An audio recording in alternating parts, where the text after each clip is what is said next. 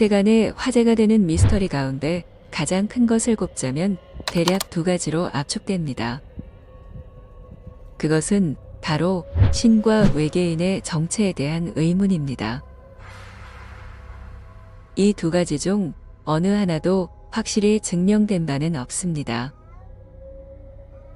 하지만 셀 수 없이 많은 경험담이 쌓이면서 그것들이 실제할 가능성은 점점 커지고 있습니다. 특히 외계인의 존재는 지구상의 모래알 수보다 많은 우주의 행성들을 고려할 때 확률적으로도 높고, 또한 가끔씩 매스컴에 터져 나오는 UFO 관련 자료들로 인해 그 실제성이 커지는 현실입니다. 그래서 그런지 외계인을 소재로 한 영화들은 전혀 식을 줄을 모릅니다. 그런데 흥미로운 것은 영화에 등장하는 외계인들이 대체로 흉측한 모습에 포악한 성질을 지녔다는 사실입니다. 그러다 보니 스티븐 호킹 박사의 입에서 지구가 외계인에게 노출되지 않는 편이 안전하다는 말까지 나오게 됩니다. 그렇다면 정말로 외계인이 괴물의 모습을 띠고 있을까요? 인류가 지구를 탈출하려면 대기권을 벗어나기 위한 탈출 속도를 얻어야 합니다. 그만큼 과학이 발달해야만 가능한 것이지요. 마찬가지로 외계인 역시 자신들의 행성을 벗어나는 것은 기본이고, 이후 광속이나 공간 이동을 가능케 하는 과학적 기술을 구비해야 합니다. 이 얘기는 지구를 방문하는 외계인은 우리 인간보다 월등히 진화한 생명체라는 사실입니다.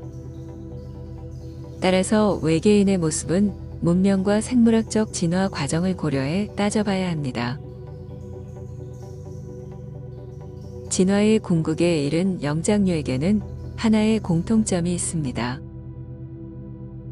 그것은 바로 단순성과 효율성의 원칙에 충실하다는 점입니다. 영장류는 대체로 이 두 가지 명제를 만족시키는 방향으로 진화하게 됩니다. 가령 뱀처럼 기어다니는 모습은 어떨까요? 팔다리가 없어 단순하기는 한데 효율성이 떨어집니다. 따라서 뱀이 진화하기 위해서는 우선 팔다리부터 만들어야 합니다. 그렇다면 팔다리를 모두 걸어 다니는 데 쓰면 어떨까요? 이 또한 효율성이 떨어집니다. 그래서 두 발로만 걷고 두 팔은 잉여 차원으로 놔두는 편이 좋습니다. 팔다리가 3개 이상일 수도 있지만 이건 앞서 말한 단순성에 역행합니다. 물론 효율성 측면에서는 어느 정도 일리가 있지만 전체적인 면에서 손실이 크기에 이렇게 진화하지는 않습니다. 아무튼 남아도는 두 팔을 활용하기 위해 두뇌는 점점 정교하게 발달할 겁니다. 여기에 음식을 익혀 먹으면 소화에 솟던 에너지를 끌어오면서 이성의 발달은 가속화되고 마침내 최고도로 진화한 인간이 탄생하게 됩니다. 따라서 어느 별에서든지 외계인은 두 발로 서서 두 팔을 활용하고 있음을 미루어 짐작할 수 있습니다. 불필요한 꼬리나 털 같은 것은 일찌감치 없애버렸을 것이고요. 그리고 머리는 가슴이나 등에 붙게 되면 효율성이 떨어지기에 반드시 가장 높은 곳에 붙어 있을 것입니다. 그렇다면 눈, 코, 입, 귀는 어떨까요? 이 경우도 단순성과 효율성의 방향에 따라 지구의 인간과 비슷한 형태로 구비됩니다. 물론 여기에는 4차원 질서의 영향도 받습니다. 그것은 바로 음양의 힘입니다. 음은 수렴하기 위해 내부 공간을 비워야 하고 여기서 힘이 양쪽으로 분산하게 됩니다.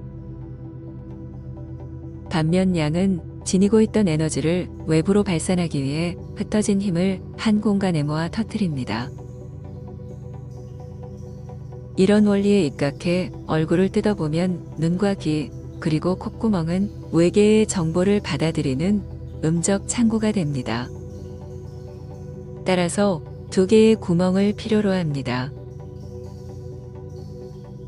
반면에 입은 자신이 지닌 정보를 외부로 전달하는 양적 창구여서 1개로 이루어집니다. 입이 2개라고 가정해보면 극심한 혼란에 빠질 테지요.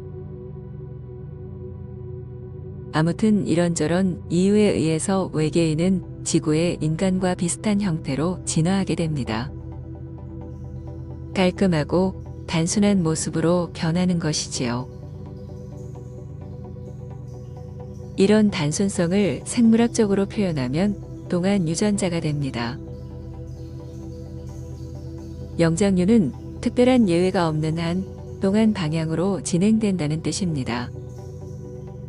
왜냐하면 고등 생물들은 불필요한 기능을 없애 단순화하면서 최대한 노화를 지체하려 하기 때문입니다. 가령 침팬지의 새끼를 보면 주름이 쭈글쭈글하여 마치 인간의 5, 60대로 보입니다. 한마디로 노안인 것이지요. 하지만 유인원이 점점 진화해 네안데르탈인이 되면 훨씬 젊어 보이게 됩니다. 여기서 더 진화해 호모사피엔스가 되면 더욱 젊은 모습을 갖춥니다. 그리고 백인종보다는 황인종이 더 진화하여 동안을 지니게 됩니다. 백인에게는 미안한 말이지만 유전학적으로는 황인이 더 진보된 인종인 것이지요. 아무튼 동안으로 향하는 진화의 특성에 의해 진보된 인류일수록 어려 보이게 됩니다.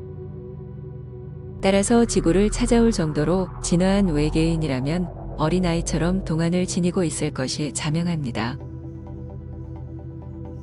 결론적으로 외계인은 동안으로 향하는 진화의 특성에 의해 머리가 큰 어린아이의 모습을 띠게 될 것입니다. 그리고 그 진화의 정도에 따라 이목구비의 크기와 기능도 다를 것입니다. 진화의 궁극에 이르렀다면 눈을 제외한 다른 감각기관은 폐화되어 흔적만 남게 됩니다. 왜냐하면 눈 하나로 다른 오감의 기능을 대체할 수 있기 때문입니다. 얼굴 모습도 거의 똑같아 외부에선 분간이 잘 안 되지만 그들은 눈빛을 통해 쉽게 구분을 합니다. 눈빛에 담겨있는 정보를 통해 미남미녀가 갈리고 사랑도 나눌 수 있게 되는 것입니다.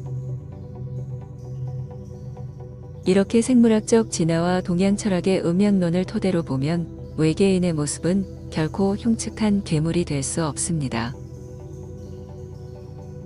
그렇다면 외계인의 성품은 어떨까요? 그들은 지구를 침략해 식민지로 만들 만큼 위험한 기질을 지녔을까요?